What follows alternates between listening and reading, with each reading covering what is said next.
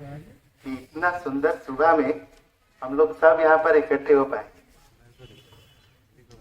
तो आज एक आप नया चीज सुने, जो चीज कुछ साल पहले बंदर लोगों को भी बोला गया था। क्या बोला गया था? कि आपके बाद भी एक नया रेस आएगा जो कि इंसान है, और वो इंसान का ना पूंछ रहेगा, वो सीधा खड़ा होकर चल पाएगा, वो अपने घर बना के रह पाएगा, और वो अपना खाना खुद तैयार करके खा पाएगा। तो सेम क्वेश्चन जब बंदर लोगों को पूछा गया था, उनको भी पूछा गया था कि आप ये बिलीव कर रहे हो या नहीं कर रहे हो। ज्यादातर क्वेश्चन क्या है? नहीं। और जिनका आंसर नहीं था, आज अब भी हम लोग उनको कहां देखते हैं? पेड़ में कूदते हुए देखते हैं। लेकिन उनमें से कुछ बंदर थे जो कि बिलीव किए कि इसके बाद भी एक रेस आएगा, इसके बाद भी एक नया इवोल्यूशन आएगा, जो इवोल्यूशन हमसे बेहतर होगा। अगर हम उस पे एस्पायर करेंगे, अगर हम उसको बिलीव करते हैं, तो हम वो बन सकते हैं। और जो बंदर वो बिलीव किए, वो आज क्या बने? इंसान बने। तो हम लोग एस्पायर करेंगे, जैसे कैटरपिलर एस्पायर करता है तभी जाके वो इतना सुंदर बटरफ्लाई बन पाता है। तो वैसे ही एक नया चीज के बारे में अगर आप यहाँ पर देख रहे होंगे, ये है श्री अरविंद जी। इनके बारे में अभी दीपिका दीदी बोले, सबको दिखाई दे रहा है। और ये है माता जी।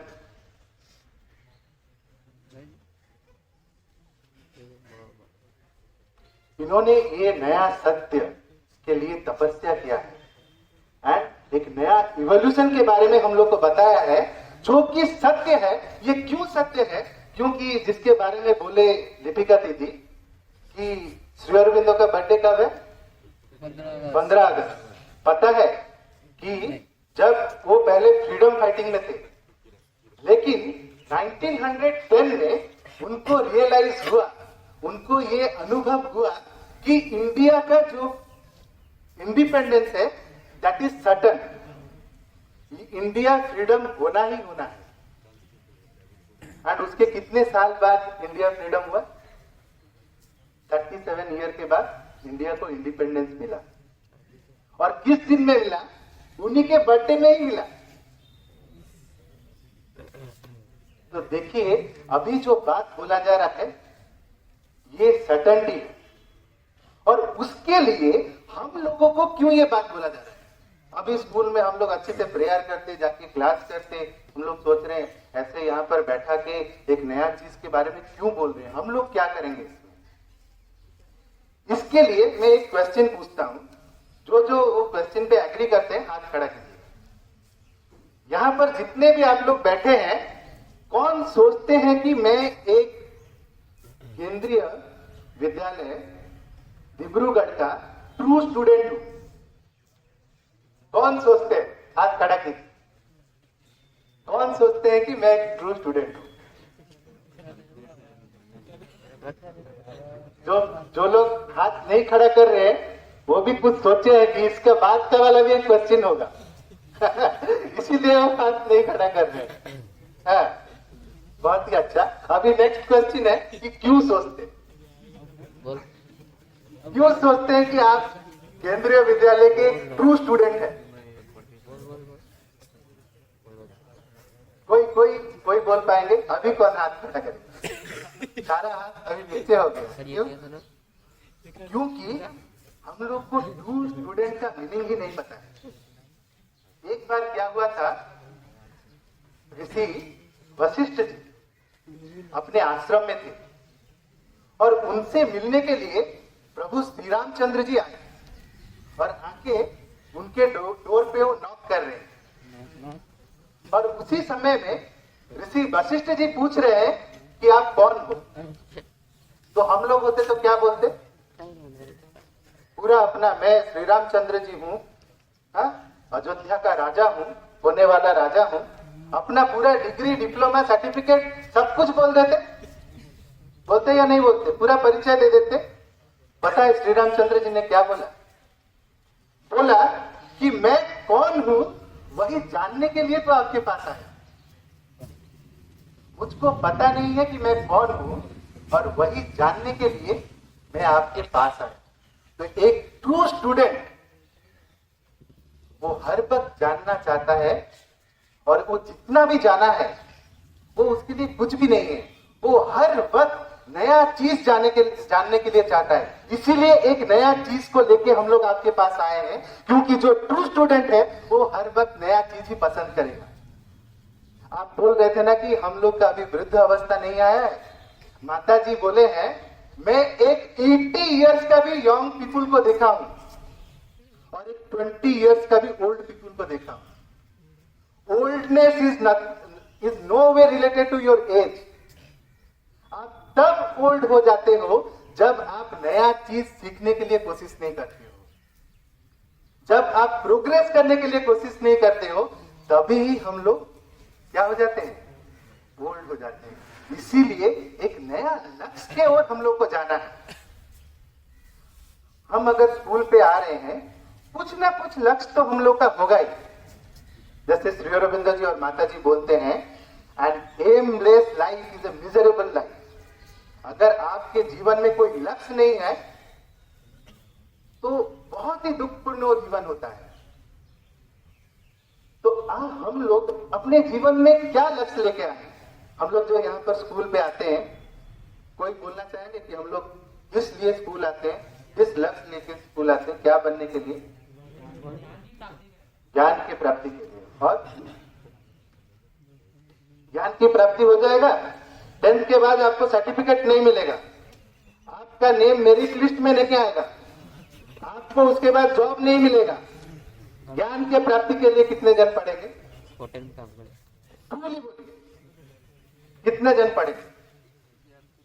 हम बोलने के लिए बोल देते हैं क्योंकि सुने हुए होते हैं कि ज्ञान के प्राप्ति के लिए हम लोग पढ़ रहे हैं, लेकिन बैकग्राउंड में क्या चलता है? मर्सिडीज, अच्छा बिल्डिंग, बढ़िया सा एक पोजीशन, आईएएस ऑफिसर, डॉक्टर, यही सभी हम लोग को सिखाया जाता है और सोसाइटी भी वही सिखाता है। हम लोग का जो एजुकेशन सिस्टम है, जैसे राम जी क्वेश्चन किए कि मुझको पता नहीं है कि मैं कौन हूं, इसीलिए आपके पास आया हूं। That is the best knowledge that we should aspire for. हमारा जो एजुकेशन सिस्टम है वो हम लोग को हर वक्त दूसरों के बारे में मतलब जानने के लिए सिखाता है। अमेरिका का प्रेसिडेंट अभी कौन है, कब ये वार हुआ था, अभी हम लोग का मतलब क्रिप्टो करेंसी कैसा चल रहा है, लेकिन कभी भी हम लोग को कोई ऐसा एजुकेशन सिस्टम सिखाया है कि मैं कौन हूं, मैं ये पृथ्वी में क्यों आया हूं, मेरा यहां पर क्या लक्ष्य है, इस बारे में कभी भी हम सोचे हैं? अगर नहीं सोचे हैं तो अभी हम लोग को सोचना चाहिए, क्योंकि अगर वो नहीं सोचते हैं, अगर वो नहीं हम लोग अपने जीवन में मतलब यूज करते हैं, तो जीवन बहुत ही मिजरेबल है। एंड माता जी बोलते हैं, based on the quality of your aim, आपका क्वालिटी ऑफ एम के ऊपर आपका लाइफ डिपेंड करता है। तो इसीलिए बहुत ही अच्छे से हम लोग को अपने एम के बारे में सचेत होना चाहिए। अभी जिस टाइप का एम के बारे में हम लोग सोच रहे हैं, उसमें कहीं ना कहीं हम लोग का सक्सेस ही सबसे आगे आता है। और एक्चुअली माता जी जो बोलते हैं, our aim should not be the success, we should not aspire for the success. Class में टॉप करना है, अच्छे से मार्क लाना है, जितना भी सारा मतलब कॉम्पिटेटिव एग्जाम है उसी में ही सिर्फ टॉप करने के लिए हम लोग को पढ़ना है। That is not our aim. क्यों एम नहीं है? क्योंकि आज तक तो हम लोग को वही बोलते हैं। अगर हम लोग यहाँ पर आते हैं, पेरेंट्स क्यों क्या बोलते हैं कि टॉपर कौन है स्कूल में, तुमको कितना मार्क मिला, तुम इतना कम मार्क क्यों लाए? बट माता जी बोलते हैं, श्री अरविंद जी बोलते हैं, our aim should be perfection. क्योंकि अगर हम लोग परफेक्शन के लिए एस्पायर करेंगे, so there is a joy of learning. जो काम हम लोग सीख रहे हैं वो काम सीखने में ही हम लोग को आनंद मिलेगा, और ये जो फर्स्ट पोजीशन, सेकंड पोजीशन, उसका जो आनंद है वो बाहरी आनंद है। लेकिन जब आप कोई एक चीज कर नहीं पाते हैं, मान लीजिए आप एक मैथमेटिक्स कर रहे हैं लेकिन वो हो नहीं पा रहा है और फाइनली आप वो कर दिए, कितना आनंद मिलता है। वो आनंद आपको कोई प्राइज दे पाएगा, कोई पोजीशन दे पाएगा, जो जो चीज आप सीखने में चाहते हो। लेकिन अगर आप सक्सेस के पीछे भागते हो तो पूरा जैसे एक हर्ड मेंटालिटी होता है उसके तरह ही रेस पे लग जाते हैं। एक सिंपल सा एग्जांपल है, मैं अगर यहाँ पर बोलूंगा ये जो पेड़ के नीचे जितना सारा पत्ता है, यहाँ पर अगर एक अनाउंसमेंट करूंगा कि जो भी सबसे ज्यादा पत्ता लेके आएगा उसको एक अवार्ड मिलेगा, तो आप क्या करेंगे? तुरंत भागने लगेंगे और मतलब दूसरों का भी पत्ता छीन के ले आएंगे। हाँ, मुझको क्या करना है? ज्यादा से ज्यादा पत्ता इकट्ठा करना है। क्यों करना है? क्योंकि मुझको सक्सेस बनना है। तो उससे क्या होगा, वो जो गंदगी जितना भी था, आप जो जितना गंदगी उसमें फैलाओगे तो उससे भी ज्यादा गंदगी बन जाएगा। लेकिन अगर हम लोग का क्या रहेगा, इंटेंशन रहेगा कि कैसे मैं जो वो वाला स्थान है उसको कितना मैं सुंदर बना सकता हूं, उसको कितना मैं क्लीन बना सकता हूं, अगर वो हमारा एस्पिरेशन रहेगा तो वो काम करने के अंदर ही हम लोग को इतना खुशी मिलेगा जो कि अब हम लोग को जो कंपटीशन में फर्स्ट होने में भी नहीं मिलेगा। इसीलिए we should always aspire for the perfection. Perfection should be our aim. और दूसरा चीज जो है, हम लोग हर वक्त एक एम्बिशन रखते हैं। जैसे दीदी बोल रहे थे, हम लोग सच्ची में फ्री हैं या हम लोग हर वक्त कॉपी कैट करने का कोशिश करते हैं? हेयर स्टाइल भी हम लोग का खुद का नहीं है। जैसे वो वाला भैया, हेयर स्टाइल भी हम लोग अगर देखते हैं, सैलून में देखते हैं, जो अच्छा वाला होता है उसी को ही कॉपी करते हैं। हमारा ड्रेस बोलिए, हमारा खाना बोलिए, कौन सा मूवी देखेंगे, कौन सा सीरियल देखेंगे, कौन सा हमारे अंदर में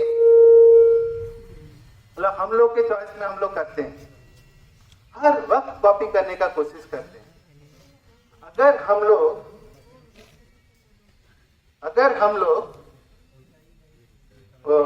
चीज कॉपी करते रहे तो हम लोग का स्वधर्म के बारे में हम लोग को कैसे पता चलेगा? हम लोग एक्चुअली क्या चाहते हैं उसके बारे में हम लोग को कैसे पता चलेगा? जैसे कि अगर आप डॉक्टर बनना चाहते हैं, लेकिन अगर कोई क्लास में क्या करते हैं, कॉपी करते हैं एग्जाम में, या फिर किसी को झूठ बोलते हैं, तो क्या होगा? आप क्या बनेंगे? डॉक्टर बन जाएंगे, लेकिन आपका जो इनर क्वालिटी है वो अगर चेंज नहीं होगा तो आप क्या इंसान को बचाएंगे या इसको मारेंगे?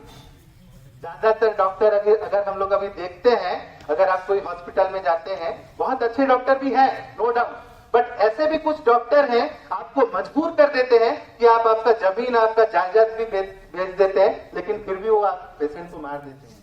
क्यों? उनका तो एजुकेशन बहुत ही अच्छा है, इतना अच्छा सर्टिफिकेट है, लेकिन उनके अंदर वो डिवाइन क्वालिटीज नहीं है।